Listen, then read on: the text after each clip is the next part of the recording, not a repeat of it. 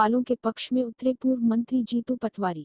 Corona virus की सक्रियता और संक्रमण के बीच मध्यम वर्गीय और उससे नीचे के दर्जे वाले कामकाजी लोगों के लिए खानपान सहित दैनिक वस्तुओं को जुटाना बड़ा मुश्किल होता जा रहा है। खास तौर पर ठेले वाले और फुटपाथ पर व्यवसाय करने वालों के लिए परेशानी बढ़ी हुई है। इनके पक्ष में पूर्व महापौर और पूर्व सांसद कृष्ण मुरारी मोघे ने मैदान पकड़ा था। अब इनके पक्ष में पूर्व खेल एवं युवा कल्याण मंत्री जीतू पटवारी भी मैदान में आ गए हैं। आज उन्होंने पत्रकारों से इस मामले में विस्तृत चर्चा की। स्थायी कोई हाकर जोन की व्यवस्था आप करना चाहते हैं क्या? वो उस पर विचार क्यों नहीं? आप एक तरफ की लाइनें बंद करेंगे, एक तरफ की दुकानें चालू रखेंगे, इससे फायदा कितना है, नुकसान कितना, उसकी कोई समीक्षा इंडेक्स कोई बनाया गया क्या? आज आपने कहा कि हम शहर को बंद करने जैसा रखेंगे क्योंकि हमें कोरोना से लड़ना है, तो क्या जितने संबल योजना के कार्ड धारक हैं उनको राशन की व्यवस्था सरकार करेगी क्या? प्रशासन करेगा क्या? पिछले 2015 से 2020 तक कोई राशन की नई पर्ची नहीं बनी। क्या इस बीच में गरीब नहीं बढ़े? तो जब गरीब बढ़े तो उनको राशन कैसे पहुंचाएंगे? तो कुल मिला के प्रैक्टिकल रूप से प्रशासन की जो बातें अखबार के माध्यम से जनता के बीच में आ रही है वो फुलफिल नहीं हो रही है सही तरीके से। तो हमारा दायित्व है कि हम करें। जहाँ तक गरीबों पे अत्याचार होगा, हम चाहते हैं कोरोना भागे, सरकार का हम साथ दें। लॉकडाउन जैसे नियमों को मैं रोज वीडियो जारी करता हूँ, कांग्रेस पार्टी की नीति है। पर यदि सरकार इस तरीके से या प्रशासन हठधर्मी करता रहा तो विपक्ष का रोल, विपक्ष का जो संदेश है वो भी हमें देना पड़ेगा। तो चलयमान करना है ठेलों को, पर पैसे उगाना है नगर निगम के कर्मचारियों को। ये कैसे चलेगा? एक ठेला चल ही नहीं रहा है और पैसे उगाना है, ये प्रैक्टिकल समस्या है। इससे प्रशासन अवगत क्यों नहीं होता? एक आदमी जिसके पास रहने का घर नहीं, शमशान घाट में रहता है, स्कूल में रहता है, रोड पे सोता है, 2 छोटे बच्चे मर गए उसके भांजे नाती पोते हैं, वो रोड पे ठेला चलाता है, उसका ठेला पलटा दिया जाता है। तो आपको क्या एक मानवीय आधार बनता है या नहीं बनता इस पूरे दौरान, इस लॉकडाउन के दौरान? इसकी व्यवस्था कौन करेगा? तो ये सब बातें इस प्रशासन को अवगत कराना हमारा दायित्व है। सांसद हमारा घोड़े पे बैठ के प्रचार करता है, मंत्री हमारा घोड़े पे बैठ के प्रचार करता है और प्रशासन अंधा हो गया। तो आप अंधे कैसे हो रहे हो भाई?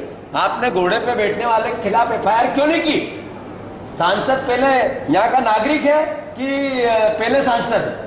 मैं आज विधायक हूँ, मंत्री रहा, तो पहले मैं एक इंसान हूँ, नागरिक हूँ, या इंदौर शहर का एक बेटा हूँ, उसके बाद सारे पद आते हैं। तो प्रशासन अंधा क्यों होता है, ये सवाल है।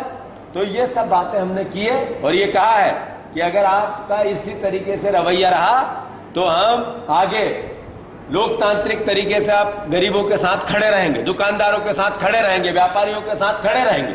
बिजली का बिल आता है, नौकरियों की तनख्वाहें देनी पड़ती है, आपके दूसरे काम जो रोजमर्रा की जिंदगी में आने हैं वो आते ही हैं, और फिर भी आप इनकी प्रोसेस को करेंगे नहीं और हठधर्मिता करेंगे।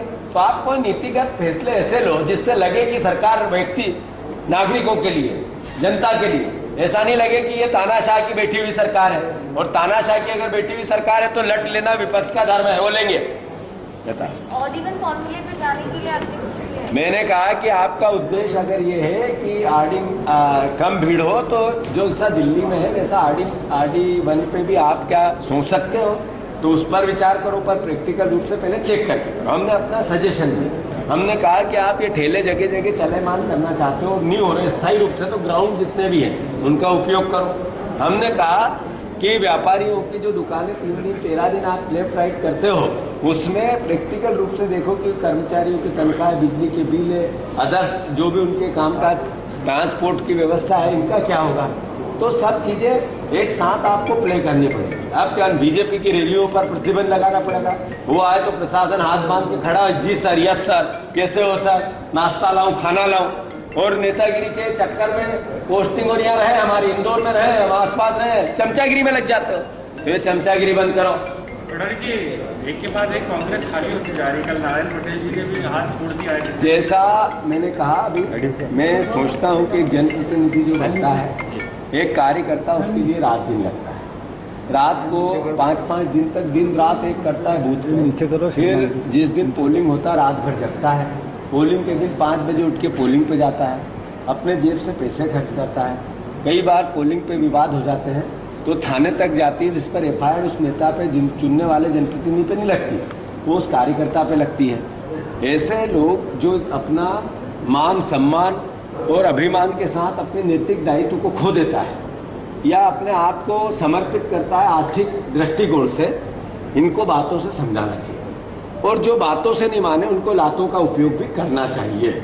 ऐसे जनप्रतिनिधियों को कांग्रेस के कार्यकर्ता या बीजेपी के कार्यकर्ता जो बिके हुए लोग हैं इनको सबक सिखाने का उनका दायित्व है। मैं तो आह्वान करता हूं कार्यकर्ताओं से, ऐसे बिके हुए लोगों को बातों से समझा, अन्यथा कहावत है, जैसी कहावत है वैसा कर। निमाड़ के कहीं और भी विधायक संपर्क में नहीं, मेरे ख्याल से जो गए हैं उनके लिए अभी मैं टिप्पणी नहीं करूंगा, पर अब कांग्रेस पार्टी एकजुटता के साथ एक एक विधायक से हमारी बात लगातार चल रही है, ऐसा कोई नहीं। आप पूर्व युवा खेल कल्याण मंत्री श्री जीतू पटवारी जी, जो कि अलग अलग बिंदुओं पर अपने विभाग राय रख रहे थे, खबर पर नजर के लिए मैं संजय निरान चैलेंज श्रीमान पुरुषोत्तम राव पाटिल के लिए धन्यवाद। जय हिंद।